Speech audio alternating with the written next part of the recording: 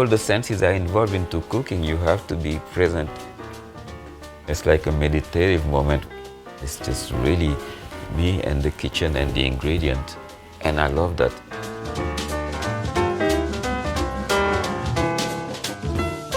Other restaurants are incorporating African cuisine into their menus, and I think, they've been doing it anyway. African cuisine has been influencing different cuisines for centuries.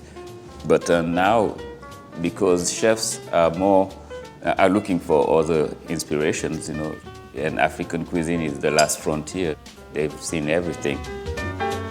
One of the first questions I was asked on the splendid table, she told me, the journalist, and she was like, she was shocked. She always had this image of Africa as a continent of scarcity, as a continent of she didn't realize that there was great food coming from that.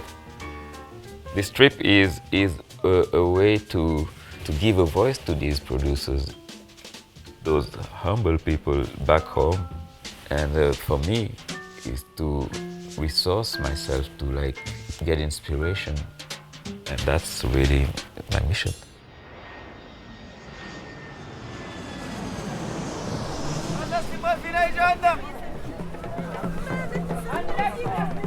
I take the best of both sides, and that's the thing I think that separates me from your typical Senegalese chef or from a New Yorker chef because of both experiences. So I'm kind of in the middle, going back and forth, and I enjoy that too.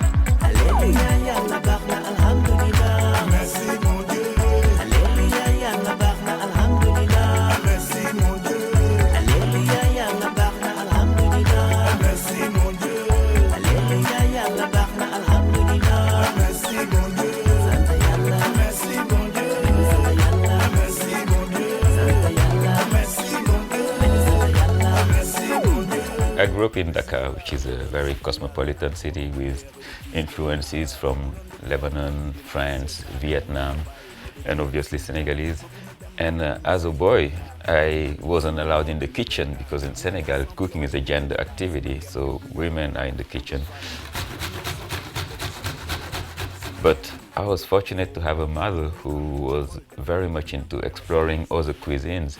And she had this French cookbook collection called the Larousse Culinaire, which was just a collection of recipes, but with photographs. That was really what triggered my interest, because the photographs, I could spend hours just looking at these amazing, appetizing pictures of just dishes that she wouldn't particularly prepare, but I would just start dreaming.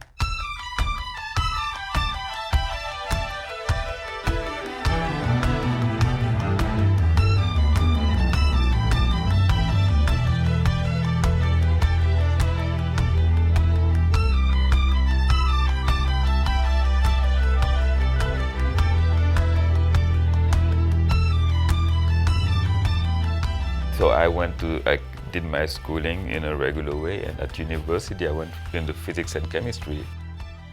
We got into a period of strikes in the schooling system in Senegal, which it was so long that the government decided to shut down the university. And I had to find a new university and just get out of this system. And the first university that accepted me happened to be in Ohio, Baldwin Wallace College. I came here with a student visa. On my way to Baldwin Wallace College, decided to visit New York for a couple of weeks because a friend of mine was living here. 3 days after I arrived, I got stuck in New York because everything that was in my suitcase in that hotel got stolen, including my money, and I was stuck in New York.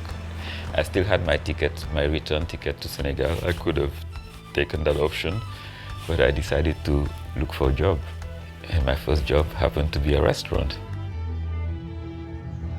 Ça va bien? Alhamdulillah. Nice.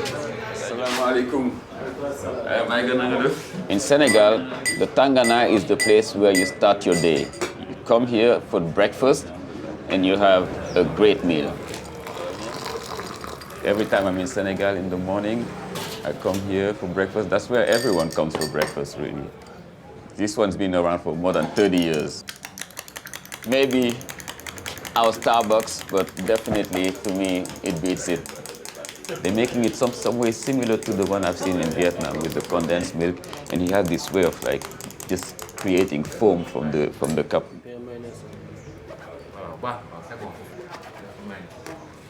The baguette is always present, as in Senegal, the baguette is fresh. Make sandwiches with grilled beef, sandwiches with omelette, sandwiches of boiled potatoes and boiled eggs, and all just simple bread and butter. You come also for lunch, for dinner, for late night. It's open all day, 24 hours, and that's the heartbeat of Dakar. You know, that's like the place where everyone in the community comes. You can be sitting next to your street sweeper, you can be sitting next to a banker, and everyone is equal. We sit at the same bench. It's rustic, it's simple, it's very non-pretentious, but the food is always great, and the atmosphere is always amazing.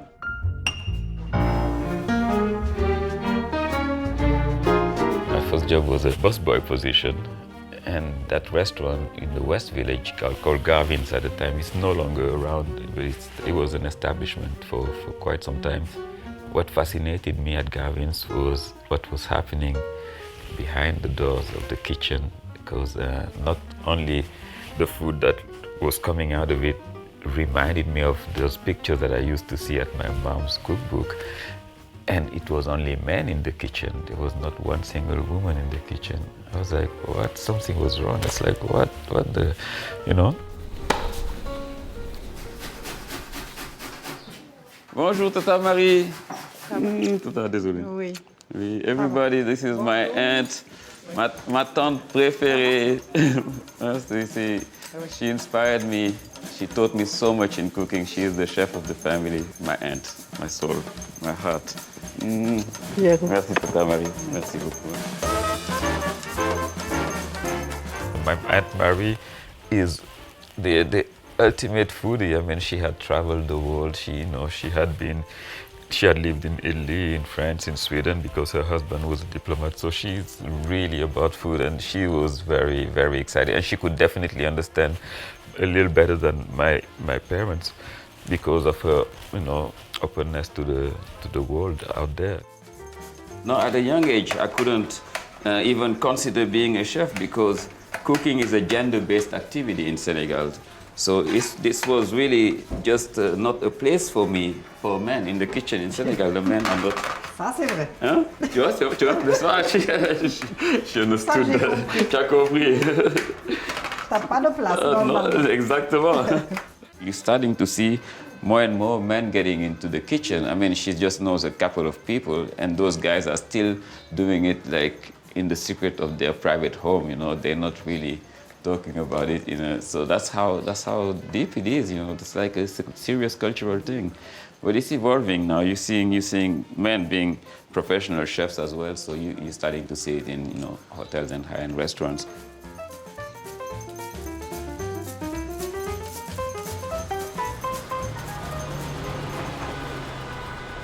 When I arrived in the late 80s, New York had no African food, period. I mean, maybe some North African that I didn't know any of. Definitely no West African. So what we had was African immigrants, women, started cooking out of this small hotel. It was just traditional, honest Senegalese cuisine. But that catered to our needs. It was just for our needs. It wasn't for anybody else but the immigrants' population.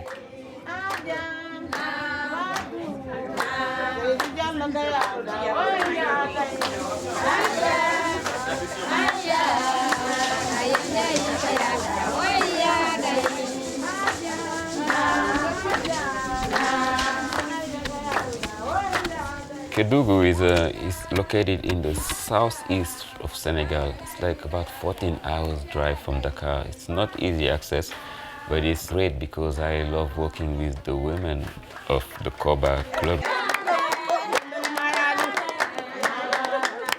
That's a cooperative run by Ayanjai, and she's doing an amazing job in bringing fonio back into our plates. Fonio lañuy utu ñu wol ko toggal ko bour ñamu bour la bi du ñamu badolo. Okay, this is the food for kings, for royalties. So whenever there was some very VIP guest coming or king coming into the locality, they would prepare fonio because that's the dish to serve to royalties. Fonio is an incredible grain that could play the same role for our economies as what quinoa did in Peru and Chile. It's an ancient grain, it's extremely healthy, it's drought resistant, it's great for the environment. It's not only delicious, but it's nutritious.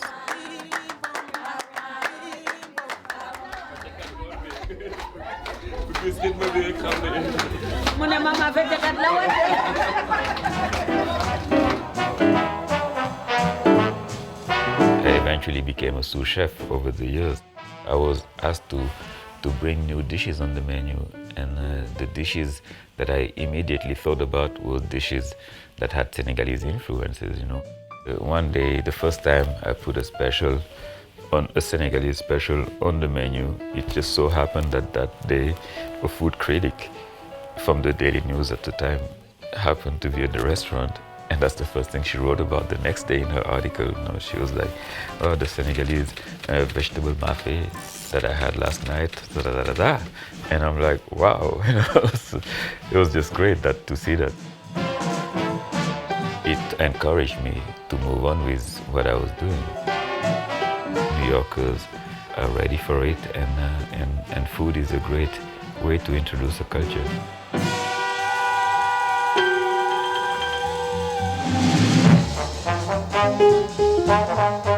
I represent a culture in a way, right, through my food.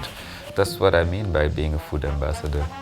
It may sound like a pompous term, but it's really, I don't find any other term to better express this role.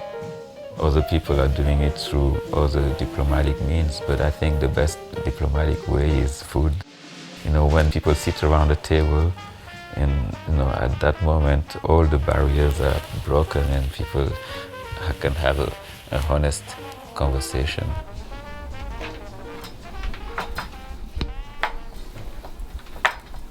I have no words to describe what I love about this. It's just so broad. There are so many layers.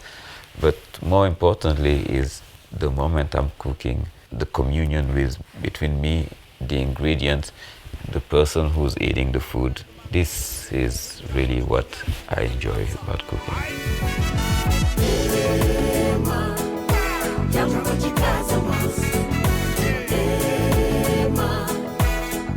And I'm appreciative, I'm really thankful. I don't know how to ever thank the person who stole my money, Without that experience, I don't know if I would ever be where I am today. Ça fait longtemps que ça dure et que ça tire, ça fait trop de morts, il est temps de rebâtir.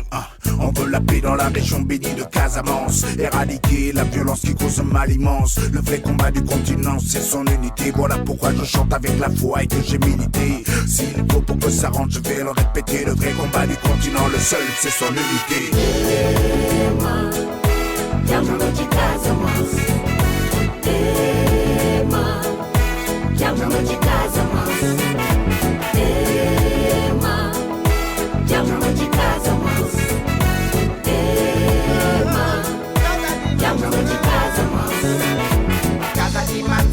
déglu ma dey la bëgg jàmm dellu si ma waral ma wéy la kon yeewul naaj na suñu dëkk naat na ñu ñëppay doomu Afrika la ñu te lu wóor la dañu boole suñu doole jéem a sànni gànnaay bu ko defee suñu réew mi gën a neex gën a naayi na jàmm ji sax ndax ñu pare si jooyi ma ne xiiroo bi ngaayo bi dañu si gaay